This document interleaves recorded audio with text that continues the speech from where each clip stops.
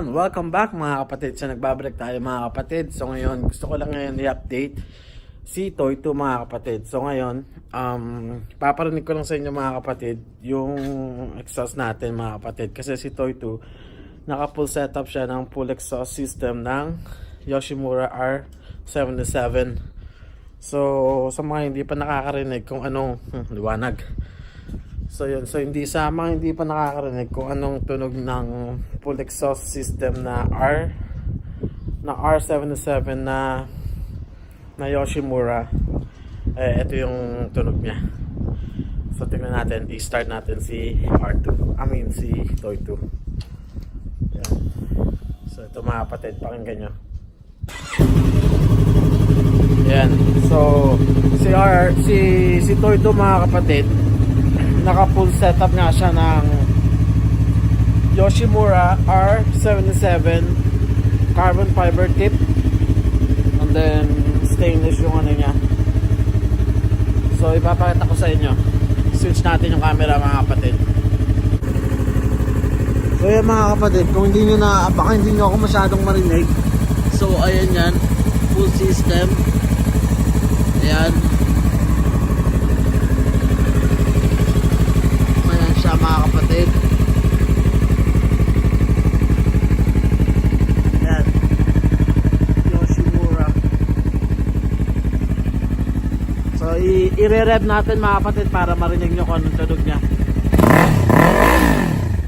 So yan siya mga kapatid. So mga kapatid, meron siyang nilagay ko yung ang tawag dito, yung silencer nya mga kapatid, kasi pag so yun, patayin muna natin mga kapatid.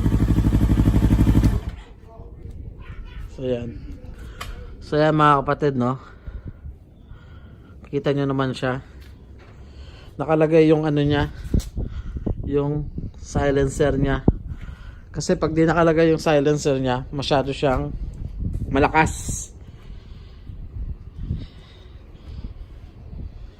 Ayan.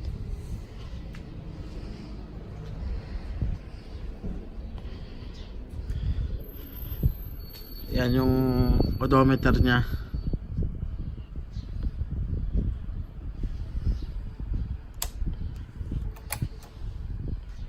So yan siya mga kapatid.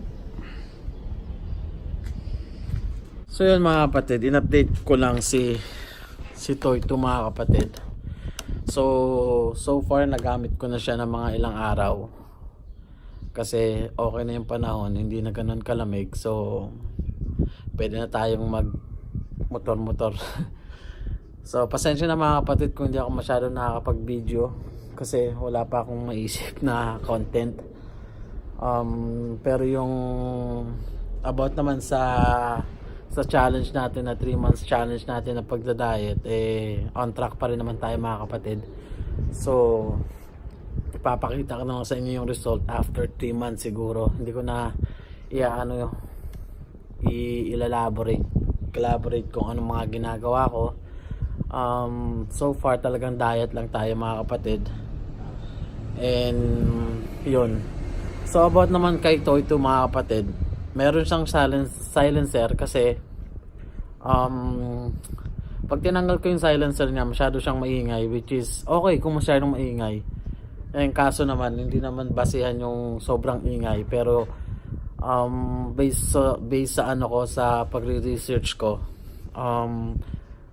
mas nakadagdag ng more power kapag sa horsepower ng motor kapag nakakabit yung silencer mga kapatid. Sabi nga nila, hindi naman